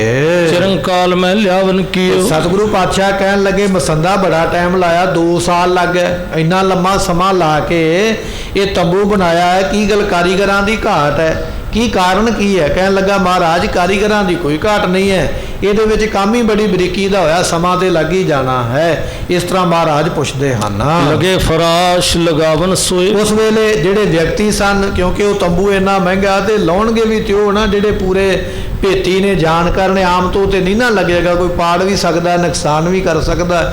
ਜਿਹੜੇ ਬੰਦੇ ਉਹਨਾਂ ਨੇ ਨਾਲ ਭੇਜੇ ਸਨ ਕਾਬਲ ਤੋਂ ਵੀ ਆਹ ਬੰਦੇ ਇਹਨੂੰ ਫਿੱਟ ਕਰਨਗੇ ਚੰਗੀ ਤਰ੍ਹਾਂ, ਮਹਾਰਾਜ ਦਾ ਹੁਕਮ ਪਾ ਕੇ ਉਹਨਾਂ ਨੇ ਲਾਉਣਾ ਸ਼ੁਰੂ ਕੀਤਾ ਹੈ। ਤਨੇ ਕਨਾਤ ਚੁਫੇਰੇ ਜੋਏ। ਤੇ ਕਹਿਣ ਲੱਗੇ ਚੰਗੀ ਤਰ੍ਹਾਂ ਕਨਾਤ ਤਣ ਕੇ 4 ਚੁਫੇਰੇ ਝਾਲਰਾਂ ਜਿਹੜੀਆਂ ਲਟਕਾ ਕੇ ਤੇ ਉਸ ਨੂੰ ਤਣਿਆ ਗਿਆ ਹੈ। ਤੇ ਨਿਕਸੇ ਬਾਗ ਮਨਿੰਦੋ। ਤੇ ਕਹਿਣ ਲੱਗੇ ਜਿਹੜੇ ਬੂਟੇ ਉਹਨਾਂ ਵਿੱਚ ਕਢਾਈ ਕੀਤੀ ਸੀ ਨਾ, ਜਦੋਂ ਉਹਨੂੰ ਤੰਬੂ ਨੂੰ ਖਿੱਚ ਕੇ ਬੱਧਾ ਤੇ ਇਸ ਤਰ੍ਹਾਂ ਲੱਗਦਾ ਵੀ ਜਿਵੇਂ ਸੱਚੀ ਮੁੱਚੀ ਦੇ ਫੁੱਲ ਖਿੜਿਆ ਹੋਵੇ। ਇਸ ਤਰ੍ਹਾਂ ਦੇ ਸੋਹਣੇ ਫੁੱਲ ਉਹਦੇ ਵਿੱਚ ਬਣਾਏ, ਇੰਨੀ ਉਹਨਾਂ ਵਿੱਚ ਚਮਕ ਹੈ, ਮੰਨ ਲਓ ਵੀ ਇਹ ਸੱਚੀ ਮੁੱਚੀ ਦਾ ਫੁੱਲ ਖਿੜਿਆ ਹੋਇਆ। ਜਿਵੇਂ ਮੰਨ ਲਓ ਬਾਗ ਦੇ ਵਿੱਚ ਫੁੱਲ ਲੱਗੇ ਹੁੰਦੇ ਨਾ, ਇਸ ਤਰ੍ਹਾਂ ਉਹ ਤੰਬੂ ਸੋਹਣਾ ਲੱਗਦਾ ਹੈ। ਫਲ ਫੂਲਨ ਦਲਕਿਤ ਅਰਬਿੰਦ। ਜਿਵੇਂ ਕਹਿਣ ਲੱਗੇ ਵੀ ਇਹ ਫਲਾਂ ਦੇ ਸਮੇਤ, ਫੁੱਲਾਂ ਦੇ ਸਮੇਤ ਕੋਈ ਪੌਦਾ ਸ਼ੋਭਾ ਪਾਉਂਦਾ, ਜਾਂ ਕਹਿੰਦੇ ਕਮਲ ਦਾ ਫੁੱਲ ਜਦੋਂ ਖਿੜਿਆ ਹੁੰਦਾ ਬੜਾ ਸੋਹਣਾ ਲੱਗਦਾ, ਇਸ ਤਰ੍ਹਾਂ ਦੀ ਉਹਦੇ ਵਿੱਚ ਕਢਾਈ ਸੋਹਣੀ ਲੱਗਦੀ ਹੈ। ਉਨ ਤੰਬੂ ਤਾਨੇ ਉੱਤੇ ਸਮਾਏ। ਜਦੋਂ 4 ਚੁਫੇਰੇ ਦੀਆਂ ਚਾਦਰਾਂ ਬੰਨ੍ਹ ਦਿੱਤੀਆਂ ਨਾ, ਥੱਲੇ ਵਾਲੀਆਂ ਝਾਲਰਾਂ ਕਨਾਤ ਤਿਆਰ ਹੋ ਗਈ, ਫਿਰ ਉਹਦੇ ਉੱਪਰ ਤੰਬੂ ਲਾਇਆ, ਚੰਗੀ ਤਰ੍ਹਾਂ ਕੱਸ ਕੇ ਤੰਬੂ ਨੂੰ ਬੱਧਾ ਹੈ। ਚਨ ਕਲਸ ਤੁੰਗ ਜੁਗ ਜਾਹੀ। ਉਹਦੇ ਉੱਪਰ ਕਢਾਈ ਇਹੋ ਜਿਹੀ ਹੈ, ਸੋਨੇ ਦਾ ਕਲਸ ਬਣਾਇਆ, ਸੋਨੇ ਦਾ ਕਲਸ ਉਹਦੇ ਉੱਪਰ ਉਹ ਸ਼ੋਭਾ ਪਾਉਂਦਾ। ਜਦੋਂ ਖਿੱਚ ਕੇ ਬੱਧਾ, ਉਹ ਜਿਹੜੀ ਕਲਸ ਦੀ ਕਢਾਈ ਕੀਤੀ ਉਹ ਵੀ ਚੰਗੀ ਤਰ੍ਹਾਂ ਖੜੀ ਹੋ ਗਈ, ਸਿੱਧੀ ਹੋ ਗਈ, ਜਿਸ ਤਰ੍ਹਾਂ ਕਿਸੇ ਰਾਜੇ ਦੇ ਸਿਰ ਤੇ ਮੁਕਟ ਰੱਖਿਆ ਹੋਵੇ ਸੋਨੇ ਦਾ, ਐਸਾ ਕਲਸ ਉਸ ਤੰਬੂ ਵਿੱਚ ਸ਼ੋਭਾ ਪਾਉਂਦਾ ਹੈ। ਅਸ਼ਮੰਬਰ ਬਹੁ ਬਰਨ ਬਰਨ ਤੇ ਕੇ। ਕਹਿਣ ਲੱਗੇ ਪਸ਼ਮੀਨਾ ਜਿਹੜਾ ਨਾ, ਪਸ਼ਮੀਨੇ ਦਾ ਕੱਪੜਾ ਉਹਨਾਂ ਸਮਿਆਂ ਵਿੱਚ ਬੜਾ ਮਹਿੰਗਾ ਮੰਨਿਆ ਜਾਂਦਾ। ਰੇਸ਼ਮ ਤੇ ਪਸ਼ਮੀਨਾ, ਰਾਜੇ ਮਹਾਰਾਜੇ ਇਸ ਕੱਪੜੇ ਨੂੰ ਪਹਿਨਦੇ ਸਨ, ਆਮ ਮਨੁੱਖ ਦੇ ਵੱਸ ਦੀ ਗੱਲ ਨਹੀਂ ਹੈ। ਕਹਿਣ ਲੱਗੇ ਜਿਹੜਾ ਪਸ਼ਮੀਨਾ ਲੱਗਿਆ ਹੋਇਆ ਕਈ ਰੰਗਾਂ ਦਾ, ਕੱਟ ਕੱਟ ਕੇ ਛੋਟਾ ਛੋਟਾ ਉਹਦੀਆਂ ਧਾਰੀਆਂ ਬਣਾ ਕੇ ਕਈ ਰੰਗਾਂ ਦੇ ਪਸ਼ਮੀਨੇ ਦੇ ਵਿੱਚ ਲੱਗੇ ਹਨ। ਦਿਪਹਿ ਦੂਰ ਆਕਾਰ ਤਰਨ ਤੇ ਕੇ। ਕਹਿਣ ਲੱਗੇ ਦੂਰੋਂ ਇਸ ਤਰ੍ਹਾਂ ਲੱਗਦਾ ਜਿਵੇਂ ਸੂਰਜ ਚੜਿਆ ਹੋਵੇ, ਸੂਰਜ ਚਮਕਦਾ ਨਾ ਜਿਵੇਂ ਸਵੇਰ ਵੇਲੇ ਦਾ। ਕਹਿਣ ਲੱਗੇ ਦੂਰੋਂ ਵੇਖੀਏ ਤੇ ਇਸ ਤਰ੍ਹਾਂ ਲੱਗਦਾ ਜਿਵੇਂ ਸੂਰਜ ਦੀ ਲਾਲੀ ਪ੍ਰਕਾਸ਼ ਕਰਦੀ ਹੋਵੇ। 4 ਚੁਕੋਨ ਕਲਸ ਲਗ 4। ਤੇ ਕਹਿਣ ਲੱਗੇ 4 ਚੁਫੇਰੇ 4 ਕਲਸ ਨੇ, ਜਿਹੜਾ ਉੱਪਰ ਚੰਦੂਆ ਤਾਣਿਆ ਨਾ ਉੱਪਰਲੇ ਬੰਨੇ ਤੰਬੂ ਤਣਿਆ, ਉਹਦੀਆਂ 4 ਨੁਕਰਾਂ ਤੇ 4 ਸੋਹਣੇ ਕਲਸ ਬਣੇ ਹੋਏ ਸ਼ੋਭਾ ਪਾਉਂਦੇ ਹਨ। ਦਿਪਤ ਮਹਾ ਦੁੱਤ ਗਨ ਗੁਲਜ਼ਾਰ। ਤੇ ਕਹਿਣ ਲੱਗੇ ਬੜਾ ਸੋਹਣਾ ਇਹਦੀ ਸ਼ੋਭਾ ਦਿਖਾਈ ਦਿੰਦੀ ਹੈ। ਬਹਿਰ ਜ਼ਰੀ ਝਾਲਰ ਝਲਕਨ ਤੇ ਤੇ। ਵਾਰ-ਵਾਰ ਝਾਲਰਾਂ ਜਿਹੜੀਆਂ ਨੇ ਕੱਢੀਆਂ ਹੋਈਆਂ ਉਹ ਲਮਕਦੀਆਂ ਪਈਆਂ, ਲੜਕਦੀਆਂ ਪਈਆਂ ਹਨ। ਅੰਤਰ ਮੁਕਤਾ ਲਰੀ ਚੁਲੰਤੀ। ਇਹਦੇ ਅੰਦਰ ਮੋਤੀਆਂ ਦੀਆਂ ਲੜੀਆਂ ਜਿਹੜੀਆਂ ਨੇ ਕਾਰੀਗਰਾਂ ਨੇ ਲਾ ਦਿੱਤੀਆਂ। ਜਦੋਂ ਤੰਬੂ ਫਿੱਟ ਹੋ ਗਿਆ, ਅੰਦਰ ਮੋਤੀਆਂ ਦੀਆਂ ਲੜੀਆਂ ਵੀ ਥੱਲੇ ਨੂੰ ਲਟਕਦੀਆਂ ਪਈਆਂ ਹਨ। ਚਾਂਦੀ ਸਹਿਤ ਚਾਮੀ ਕਰਕੀ। ਕਹਿਣ ਲੱਗੇ ਵੀ ਚਾਂਦੀ ਦੇ ਸਮੇਤ ਇਹਦੇ ਵਿੱਚ ਜਿਹੜੀਆਂ ਨੇ ਸਾਰੀਆਂ ਕਢਾਈਆਂ, ਕੁਝ ਸੋਨੇ ਦੀਆਂ ਤਾਰਾਂ, ਚਾਂਦੀ ਦੀਆਂ ਤਾਰਾਂ ਪਾ ਕੇ ਸੋਹਣੀ ਕਢਾਈ ਕੀਤੀ ਹੈ। ਚੋਬ ਖਰੀ ਜੁਗ ਘਾੜਤ ਬਰਕੀ। ਤੇ ਕਹਿਣ ਲੱਗੇ ਫਿਰ 2 ਚੋਬਾਂ ਜਿਹੜੀਆਂ ਲੈ ਕੇ ਖੜਾ ਹੋਣਾ ਇਹਦੇ ਸਾਹਮਣੇ, ਉਹ ਵੀ ਨਾਲ ਜਿਹੜੀਆਂ ਖੜੀਆਂ ਕੀਤੀਆਂ ਹਨ। 4 ਚਾਨਣੀ ਚਮਕ ਚੁਕੋਨੀ। ਬੜੀ ਸੋਹਣੀ ਚਾਂਦਨੀ ਚਮਕਦੀ ਪਈ 4 ਪਾਸਿਆਂ ਤੋਂ। ਤਨੀ ਤਾਨ ਕਰ ਦਿਪ ਤਲੋਨੀ। ਕਹਿਣ ਲੱਗੇ ਵੀ ਬਲ ਦੇ ਨਾਲ ਤਣੀ ਗਈ ਹੈ, ਬੜੇ ਖਿੱਚ ਕੇ ਕਾਰੀਗਰਾਂ ਨੇ ਬੱਧਾ, ਉਹ ਤੰਬੂ ਵਿੱਚ ਵਲ ਨਾ ਰਹਿ ਜਾਵੇ, ਐਸਾ ਤੰਬੂ ਬੱਧਾ। ਤੇ ਕਹਿਣ ਲੱਗੇ ਬੜਾ ਸੋਹਣਾ ਲੱਗਦਾ ਹੈ। ਧਨ ਲਾਗੇ ਜੈ ਲੱਖ ਅਢਾਈ। ਇਹਦੇ ਤੇ 2.5 ਲੱਖ ਰੁਪਈਆ ਗੁਰੂ ਪਾਤਸ਼ਾਹ ਦੇ ਹੁਕਮ ਦੇ ਨਾਲ ਸਤਿਗੁਰਾਂ ਦੇ ਬੈਠਣ ਵਾਸਤੇ ਸੰਗਤ ਨੇ ਖਰਚ ਕਰ ਦਿੱਤਾ ਹੈ। ਅੱਜ ਕਈ ਵਾਰ ਇਹ ਕੁਝ ਲੋਕ ਸਵਾਲ ਵੀ ਕਰ ਦਿੰਦੇ ਕਿ ਇੰਨਾ ਪੈਸਾ ਇਸ ਵਾਸਤੇ ਕਿਉਂ ਲਾਇਆ, ਇਸ ਕਾਰਜ ਵਾਸਤੇ। ਗੁਰੂ ਦੇ ਕਾਰਜ ਬੜੇ ਵੱਡੇ ਨੇ, ਇਹ ਗੁਰੂ ਦੇ ਸਿੱਖ ਦੀ ਸ਼ਰਧਾ ਦੇ ਉੱਪਰ ਨਿਰਭਰ ਕਰਦਾ ਹੈ, ਕਿੰਨੀ ਉਹ ਭਾਵਨਾ ਰੱਖਦਾ, ਕਿੰਨਾ ਭਰੋਸਾ ਰੱਖਦਾ ਹੈ। ਸੇਵਾਦਾਰ, ਸੇਵਾ ਕਰਨ ਵਾਲੇ ਅੱਜ ਵੀ ਸੇਵਾ ਕਰਦੇ ਪਏ, ਤੇ ਨਿੰਦਿਆ ਕਰਨ ਵਾਲੇ ਅੱਜ ਵੀ ਕਰਦੇ ਪਏ। ਨਿੰਦਕ ਦਾ ਕੰਮ ਹੀ ਨਿੰਦਿਆ ਕਰਨਾ, ਸੇਵਾਦਾਰ ਦਾ ਕੰਮ ਹੈ ਸੇਵਾ ਕਰਨਾ। ਜਿਵੇਂ 2 ਦਿਨ ਪਹਿਲਾਂ ਸ੍ਰੀ ਗੁਰੂ ਗ੍ਰੰਥ ਸਾਹਿਬ ਪਾਤਸ਼ਾਹ ਦਾ ਪ੍ਰਕਾਸ਼ ਦਿਹਾੜਾ ਪ੍ਰਾਪਤ ਹੋਇਆ। ਸ੍ਰੀ ਹਰਿਮੰਦਰ ਸਾਹਿਬ ਜੀ ਨੂੰ ਕਈ ਕੁਆਂਟਲ ਫੁੱਲਾਂ ਦੇ ਨਾਲ ਸੰਗਤਾਂ ਨੇ ਸ਼ਿੰਗਾਰਿਆ, ਕਈ ਪਰਿਵਾਰਾਂ ਨੇ ਸੇਵਾ ਆਪਣੀ ਭੇਜੀ ਹੈ, ਕਿੰਨਾ ਖਰਚਾ ਕਰਕੇ। ਇਹ ਭਾਵਨਾ ਹੈ, ਸ਼ਰਧਾ ਹੈ। ਜਿਹੜਾ ਕੋਈ ਭਾਵਨਾ ਨਾਲ ਸੇਵਾ ਕਰਦਾ ਉਹਦੀ ਭਾਵਨਾ ਨੂੰ ਫਲ ਮਿਲ ਜਾਂਦਾ ਹੈ। ਜਿਹੜਾ ਨਿੰਦਿਆ ਦੀ ਗੱਲ ਕਰਦਾ ਉਹਨੂੰ ਆਪਣਾ ਫਲ ਮਿਲ ਜਾਂਦਾ ਹੈ। ਇਹ ਤੇ ਕਰਮੀ ਆਪੋ ਆਪਣੀ ਹੈ, ਜਿਸ ਤਰ੍ਹਾਂ ਦਾ ਕੋਈ ਕਰਮ ਕਰਦਾ ਉਹੋ ਜਿਹਾ ਫਲ ਉਸ ਨੂੰ ਮਿਲਦਾ ਹੈ। ਅਸ ਡੇਰੇ ਕੋ ਹੀਰ ਗੁਸਾਈ। ਕਹਿਣ ਲੱਗੇ ਵੀ ਜਦੋਂ ਉਹ 2.5 ਲੱਖ ਦਾ ਤੰਬੂ ਖਿੱਚ ਕੇ ਬੱਧਾ ਨਾ ਤੇ ਮਹਾਰਾਜ ਨੂੰ ਫਿਰ ਬੇਨਤੀ ਕੀਤੀ, ਸਤਿਗੁਰੂ ਆਓ ਦੇਖੋ। ਤੇ ਮਹਾਰਾਜ ਜਦੋਂ ਵੇਖਣ ਵਾਸਤੇ ਗਏ ਹਨ, ਇਹ ਪ੍ਰਸੰਨ ਜਬੈ ਵਿੱਚ ਬਰੇ। ਤੇ ਸਤਿਗੁਰੂ ਪਾਤਸ਼ਾਹ ਜਦੋਂ ਤੰਬੂ ਦੇ ਵਿੱਚ ਵੜੇ ਨਾ, ਜਿਹੜਾ ਖਿੱਚ ਕੇ ਬੱਧਾ, ਤੇ ਮਹਾਰਾਜ ਨੇ ਵੇਖਿਆ ਉੱਪਰ ਛੱਤ ਵੱਲ ਤੇ 4 ਚੁਫੇਰੇ। ਤੇ ਮਹਾਰਾਜ ਜਦੋਂ ਵੇਦੇ ਪੈ ਤੇ ਬੜੇ ਖੁਸ਼ ਹੋਏ, ਵੇਖ ਕੇ ਬੜੇ ਪ੍ਰਸੰਨ ਹੋਏ ਹਨ। ਮਾਤੁਲ ਅਦਕ ਸਰਾਹਨ ਕਰੇ। ਇਹ ਸਤਿਗੁਰੂ ਪਾਤਸ਼ਾਹ ਦੇ ਇੰਨੇ ਚਿਰ ਨੂੰ ਮਾਮਾ ਜੀ ਵੀ ਆ ਗਏ। ਉਹਨਾਂ ਨੇ ਵੇਖਿਆ, ਉਹ ਆ ਕੇ ਆਖਣ ਲੱਗ ਪਿਆ, ਕਹਿਣ ਲੱਗੇ ਮਹਾਰਾਜ ਇਹੋ ਜਿਹਾ ਸੋਹਣਾ ਤੰਬੂ ਤੇ ਮੈਂ ਨਹੀਂ ਕਦੇ ਆਪਣੀ ਜ਼ਿੰਦਗੀ ਵਿੱਚ ਵੇਖਿਆ, ਬੜਾ ਸੋਹਣਾ ਬਣਾਇਆ ਹੈ। ਸਰਵ ਸ਼ਿਰੋਮਣ ਤੁਮ ਜਿਮ ਆਹੋ। ਮਾਮਾ ਜੀ ਕਹਿਣ ਲੱਗ ਪਿਆ, ਕਹਿੰਦੇ ਮਹਾਰਾਜ ਜਿਵੇਂ ਸੰਸਾਰ ਦੇ ਵਿੱਚ ਤੁਸੀਂ ਸ਼੍ਰੋਮਣੀ ਹੋ ਨਾ, ਤੁਹਾਡੇ ਬਰਾਬਰ ਕੋਈ ਨਹੀਂ। ਧੰਨ ਗੁਰੂ ਗੋਬਿੰਦ ਸਿੰਘ ਮਹਾਰਾਜ ਦੇ ਬਰਾਬਰ ਕੋਈ ਨਹੀਂ ਜਗਤ ਦਾ ਜੀਵ ਹੋ ਸਕਦਾ, ਜਿਵੇਂ ਆਪ ਜੀ ਸਾਰਿਆਂ ਤੋਂ ਸ਼੍ਰੋਮਣੀ ਉੱਤਮ ਹੋ। ਤੇ ਮਹਿ ਜਗ ਤੇ ਉੱਤਮ ਲਹੋ। ਮਹਾਰਾਜ ਇਸੇ ਤਰ੍ਹਾਂ ਇਹ ਵੀ ਸੰਸਾਰ ਦੇ ਵਿੱਚ ਇਹਦੇ ਵਰਗਾ ਦੂਜਾ ਤੰਬੂ ਵੀ ਕੋਈ ਨਹੀਂ ਹੋਵੇਗਾ। ਜੇ ਆਪ ਜੀ ਸਭ ਤੋਂ ਸ੍ਰੇਸ਼ਟ ਹੋਣਾ, ਤੁਹਾਡੇ ਵਰਗਾ ਕੋਈ ਨਹੀਂ, ਤੇ ਇਹਦੇ ਨਾਲ ਦਾ ਤੰਬੂ ਵੀ ਕੋਈ ਨਹੀਂ। ਇਹਦੀ ਸ਼ੋਭਾ ਤੇ ਤੁਹਾਨੂੰ ਹੀ ਪਾਉਂਦੀ ਹੈ, ਤੁਹਾਡੇ ਸੀਸ ਤੇ ਲੱਗਾ ਹੀ ਇਹ ਸੋਹਣਾ ਲੱਗਦਾ ਹੈ, ਹੋਰ ਕਿਸੇ ਦੇ ਸਿਰ ਤੇ ਸੋਹਣਾ ਵੀ ਨਹੀਂ ਲੱਗਦਾ ਹੈ। ਸੁਣਿਓ ਦਿਲੇਸ਼ਰ ਢਿਗ ਅਸ ਗਇਓ। ਸੁਣਿਆ ਵੀ ਇਸ ਤਰ੍ਹਾਂ ਦਾ ਤੰਬੂ ਇੱਕ ਔਰੰਗਜ਼ੇਬ ਦੇ ਕੋਲ ਵੀ ਗਿਆ ਹੈ। ਇਸਕੇ ਸਮਸੋ ਮਨਤ ਨ ਭਇਓ। ਤੇ ਪਰ ਮੈਂ ਇਹ ਗੱਲ ਕਹਿੰਦਾ, ਮਹਾਰਾਜ ਜੀਆਂ ਦੇ ਮਾਮਾ ਜੀ ਕਹਿ ਰਹੇ, ਕਹਿੰਦੇ ਵੀ ਮੇਰੇ ਮਨ ਇਹ ਗੱਲ ਕਹਿੰਦਾ ਵੀ ਇਹਦੇ ਵਰਗਾ ਤੰਬੂ ਤੇ ਉਹ ਵੀ ਨਹੀਂ ਬਣਿਆ ਹੋਵੇਗਾ ਜੋ ਆਪ ਜੀ ਵਾਸਤੇ ਬਣ ਕੇ ਆਇਆ ਹੈ। ਪਰ ਕੌਣ ਸਕ ਹੈ ਬਨਵਾਏ। ਸਤਿਗੁਰੂ ਪਾਤਸ਼ਾਹ ਜੀ ਔਰੰਗਜ਼ੇਬ ਇਹੋ ਜਿਹਾ ਤੰਬੂ ਨਹੀਂ ਬਣਾ ਸਕਦਾ, ਤੇ ਫਿਰ ਹੋਰ ਕਿੰਨੇ ਬਣਾ ਲੈਣਾ, ਕੋਈ ਬਣਾ ਨਹੀਂ ਸਕਦਾ ਹੈ। ਬਿਨਾ ਆਪ ਕੇ ਸ਼ਕਤ ਨਾ ਕਾਏ। ਸਤਿਗੁਰੂ ਪਾਤਸ਼ਾਹ ਆਪ ਜੀ ਤੋਂ ਬਿਨਾ ਇੰਨੀ ਪਹੁੰਚ ਕਿਸੇ ਵਿੱਚ ਨਹੀਂ ਹੈ ਵੀ ਇਸ ਤਰ੍ਹਾਂ ਦਾ ਕੋਈ ਤੰਬੂ ਬਣਾਉਣਾ ਕਰੇ। ਪਿਛਲੇ ਪਹਿਰ ਫਰਸ਼ ਕਰਵਾਇਓ। ਤੇ ਮਹਾਰਾਜ ਕਹਿਣ ਲੱਗੇ ਭਾਈ ਅੱਜ ਸ਼ਾਮ ਦਾ ਦੀਵਾਨ ਇਸੇ ਤੰਬੂ ਵਿੱਚ ਹੀ ਸਜੇਗਾ। ਦੁਪਹਿਰ ਲੱਗੀ ਨਾ, ਸਵੇਰ ਤੋਂ ਲੱਗੇ ਕਾਰੀਗਰ ਬੰਨਣ, ਬਣਦਿਆਂ ਦੁਪਹਿਰ ਆ ਗਈ। ਮਹਾਰਾਜ ਨੇ ਹੁਕਮ ਕੀਤਾ, ਕਹਿੰਦੇ ਅੱਜ ਸ਼ਾਮ ਦਾ ਦੀਵਾਨ ਇਸੇ ਤੰਬੂ ਵਿੱਚ ਸਜੇਗਾ, ਤਿਆਰੀ ਕਰਨਾ ਕਰੋ। ਪ੍ਰਭੂ ਕੇ ਸੰਗ ਲੈ ਜੋ ਆਇਓ। ਤੇ ਸਤਿਗੁਰੂ ਪਾਤਸ਼ਾਹ ਕਹਿਣ ਲੱਗੇ ਫਰਸ਼ ਸੋਹਣਾ ਵਿਛਾਓ, ਥੱਲੇ ਸੋਹਣੀਆਂ ਚਾਦਰਾਂ, ਗਲੀਚੇ, ਕਢਾਈਦਾਰ, ਮਖਮਲੀ ਸੇਜਾਂ ਵਿਛਾ ਦਿਓ। ਇਹਦੇ ਵਿੱਚ ਸਾਡੀਆਂ ਸੰਗਤਾਂ ਵੀ ਬੈਠਣਗੀਆਂ, ਅਸੀਂ ਵੀ ਇਹਦੇ ਵਿੱਚ ਬੈਠਾਂਗੇ। ਆਨ ਦੀਵਾਨ ਲੱਗਿਓ ਦਰਬਾਰ। ਉਸੇ ਵੇਲੇ ਸਿੱਖਾਂ ਨੇ ਝੱਟ ਵਿਛਾਈ ਕੀਤੀ ਹੈ ਸ਼ਾਮ ਦਾ ਦੀਵਾਨ, ਉਹਦੇ ਵਿੱਚ ਮਹਾਰਾਜ ਨੇ ਸਜਾਇਆ ਹੈ। ਬੈਠੇ ਸ਼ੋਭਤ ਗੁਰੂ ਉਦਾਰ। ਤੇ ਸਤਿਗੁਰੂ ਪਾਤਸ਼ਾਹ ਵੱਡੇ ਦਾਤੇ ਬੈਠੇ ਸ਼ੋਭਾ ਪਾਉਂਦੇ ਹਨ। ਸਿੱਖ ਸੰਗਤ ਅਰ ਬ੍ਰਿੰਦ ਮਸੰਦ। ਗੁਰੂ ਘਰ ਦੀਆਂ ਸੰਗਤਾਂ ਤੇ ਜਿੰਨੇ ਮਸੰਦ ਹਨ, ਗਾਏ ਰਵਾਬੀ ਸ਼ਬਦ ਆਨੰਦ। ਇੰਨੇ ਚਿਰ ਨੂੰ ਮਹਾਰਾਜ ਦੇ ਰਬਾਬੀਏ ਆ ਗਏ, ਕੀਰਤਨ ਕਰਨ ਵਾਲੇ ਉਹ ਵੀ ਆ ਕੇ ਬੈਠ ਕੇ ਕੀਰਤਨ ਕਰਕੇ ਸਰਵਨ ਕਰਵਾਉਂਦੇ ਨੇ। ਸਭ ਹਨ ਦੇਖਿਓ ਬਨਿਓ ਅਜ਼ਾਏ। ਜਿਨੇ ਵੇਖਿਆ ਨਾ ਤੰਬੂ, ਭਾਵੇਂ ਰਾਗੀ ਆਏ ਨੇ, ਭਾਵੇਂ ਮਸੰਦ ਆਏ, ਭਾਵੇਂ ਦੇਸ਼ ਤੇ ਵਿਦੇਸ਼ ਦੀ ਸੰਗਤ ਆਈ, ਸਾਰਿਆਂ ਨੇ ਆਖਿਆ ਵੀ ਮਹਾਰਾਜ ਇਹਦੇ ਨਾਲ ਦਾ ਤੰਬੂ ਹੋਰ ਕੋਈ ਹੋ ਨਹੀਂ ਸਕਦਾ ਹੈ। ਹਰਖਾਂ ਹਿਰਦੇ ਉਚਿਤ ਇਹ ਸਾਹਿਬ। ਤੇ ਸਾਰੇ ਖੁਸ਼ ਹੁੰਦੇ ਵੀ ਮਹਾਰਾਜ ਇਹ ਤੁਹਾਡੇ ਯੋਗ ਹੀ ਸੀ ਤੰਬੂ, ਤੁਹਾਡੇ ਬਿਨਾ ਤੇ ਕਿਸੇ ਨੂੰ ਸ਼ੋਭਾ ਨਹੀਂ ਪਾਏਗਾ। ਸੰਧਿਆ ਲਗ ਥਿਰ ਹੋਏ ਰਖਾਏ। ਤੇ ਸਤਿਗੁਰੂ ਪਾਤਸ਼ਾਹ ਜੀ ਦੁਪਹਿਰ ਦਾ ਦੀਵਾਨ ਸਜਾ ਕੇ ਤੇ ਸ਼ਾਮ ਤੱਕ ਉਸ ਤੰਬੂ ਦੇ ਵਿੱਚ ਹੀ ਬੈਠੇ ਰਹੇ, ਸੰਗਤਾਂ ਵੀ ਬੈਠੀਆਂ ਹਨ।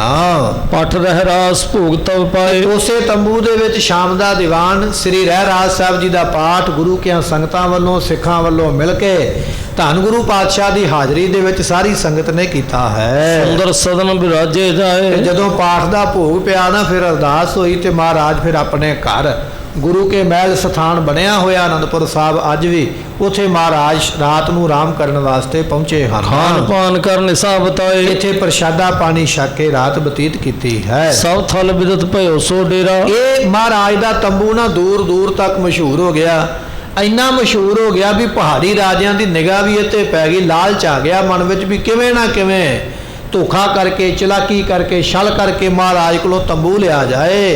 ਕਹਿਣ ਲੱਗੇ ਤੰਬੂ ਦੀ ਇੰਨੀ ਧੁੰਮ ਪੈ ਗਈ ਵੀ ਪਹਾੜੀ ਰਾਜੇ ਜਿਹੜੇ ਸਨ ਉਹ ਵੀ ਲਲਚਾਏ ਮਾਨ ਹੋ ਗਏ, ਉਹ ਵੀ ਫਿਕਰਾਂ ਵਿੱਚ ਪੈ ਗਏ ਵੀ ਐਸਾ ਤੰਬੂ ਕਿਵੇਂ ਆ ਸਕਦਾ ਹੈ। ਕਰੈ ਸਰਾਹਨ ਜਿਜ ਸੇਰਾ। ਜਿੱਥੇ ਜਿੱਥੇ ਕੋਈ ਵੇਖਦਾ ਉਹ ਸਲੌਤਾ ਕਰਦਾ ਹੈ। ਹੁਣ ਇੱਕ ਦਿਨ ਸ੍ਰੀ ਸਤਿਗੁਰ ਬੈਸੇ। ਸਤਿਗੁਰੂ ਪਾਤਸ਼ਾਹ ਇੱਕ ਦਿਨ ਉਹਦੇ ਥੱਲੇ ਬੈਠੇ ਹੋਏ ਹਨ। ਸਿੱਖ ਸੁਰ ਗਨ ਮਹਿ ਸੁਰਪਤ ਜੈਸੇ। ਜਿਹੜੇ ਦੇਵਤਿਆਂ ਵਿੱਚ ਇੰਦਰ ਸ਼ੋਭਾ ਪਾਉਂਦਾ, ਸਿੱਖਾਂ ਵਿੱਚ ਮਹਾਰਾਜ ਪਾ ਰਹੇ ਨੇ। ਵਸਤਰ ਭੂਖਨ ਰਹੇ ਸੁਹਾਏ। ਸਤਿਗੁਰੂ ਪਾਤਸ਼ਾਹ ਨੇ ਬੜੇ ਸੋਹਣੇ ਵਸਤਰ ਆਪਣੇ ਸਰੀਰ ਤੇ ਪਾਏ ਹੋਏ ਹਨ। ਸੰਗਤ ਨਹੀਂ ਦਰਸ ਕੋ ਪਾਏ। ਨਵੀਆਂ ਨਵੀਆਂ ਸੰਗਤਾਂ ਰੋਜ਼ ਮਹਾਰਾਜ ਦੇ ਦਰਸ਼ਨ ਵਾਸਤੇ ਆਉਂਦੀਆਂ ਹਨ। ਹੁਣ ਇੱਕ ਸੰਗਤ ਕਿਤ ਤੇ ਆਈ। ਕਹਿਣ ਲੱਗੇ ਵੀ ਇੱਕ ਦਿਨ ਮਹਾਰਾਜ ਬੈਠੇ ਸਨ ਤੰਬੂ ਦੇ ਵਿੱਚ ਤੇ ਕਿਸੇ ਪਾਸਿਓਂ ਸੰਗਤ ਚੱਲ ਕੇ ਆਈ ਹੈ। ਅਨਕ ਅਕੋਰਨ ਅਦ ਭੁੱਤ ਲਿਆਈ। ਮਹਾਰਾਜ ਦੇ ਵਾਸਤੇ ਕਈ ਤਰ੍ਹਾਂ ਦੀਆਂ ਭੇਟਾਂ ਲੈ ਕੇ ਆਂਦੀਆਂ ਹਨ।